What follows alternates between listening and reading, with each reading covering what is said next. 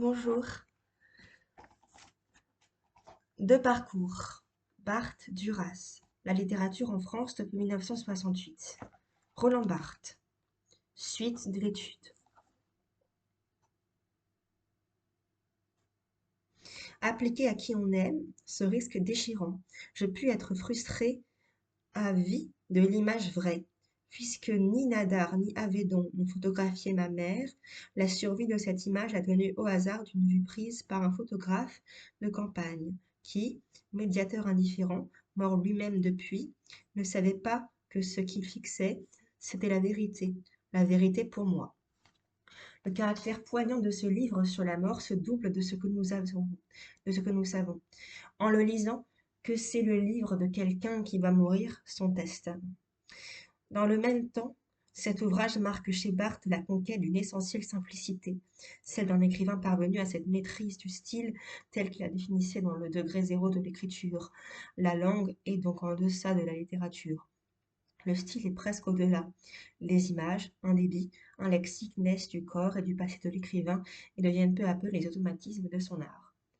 Marguerite Duras. Biographie. On sait que Marguerite Duras fait commencer son existence d'écrivain en 1958 avec Moderato Cantabile. Une nouvelle étape de cette existence s'accomplit 10 ans plus tard avec Détruire, dit-elle, 1969, livre issu de la Révolution de mai 68 et film, le premier qu'elle réalise seule puisque la Musica en 1966 avait été co-réalisée avec Paul Seban. Une nouvelle impulsion est alors donnée à une œuvre où la sensibilité de toute une décennie va se reconnaître. Œuvre multiforme, roman, pièce, film, pour aboutir en 1973 et 1975 à India Song, qui couronne toute cette période en même temps qu'il fait de Duras une cinéaste plutôt qu'une romancière, mais cette distinction, nous la verrons, perd de sa pertinence. Plus récemment, s'est affirmée une autre Duras, la journaliste qu'elle a toujours été, article recueillement dans Outside, 1981, qui élève le journalisme à la dignité de l'écriture. L'été 80 et les yeux verts.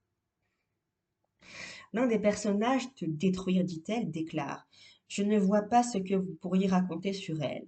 C'est vrai que maintenant on ne raconte plus rien dans les romans. Cette phrase constitue évidemment un clin d'œil au lecteur et une revendication de l'écrivain. Les romans de Duras racontent de moins en moins.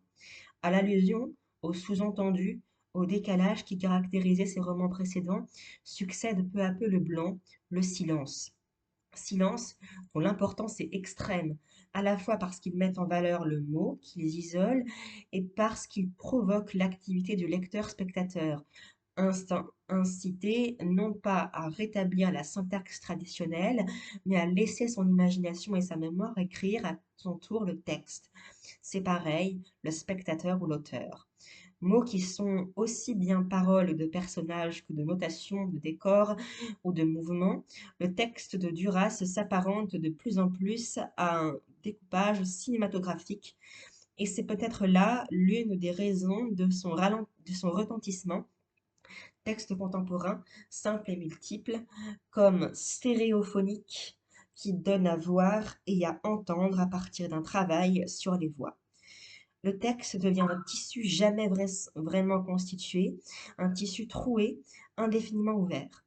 En supprimant de son écriture, et ceci vaut pour le film aussi bien que pour le livre, tout ce qui relève du bavardage, explication, psychologie, réflexion, charnière de tous ordres, en donnant la primauté à la chose la moins énoncée sur la chose énoncée, Duras atteint à une écriture poétique, quasi musicale, qui ne se soucie ni de la logique ni du sens. Je ne m'occupe jamais du sens, de la signification. Je vous lirai la suite plus tard.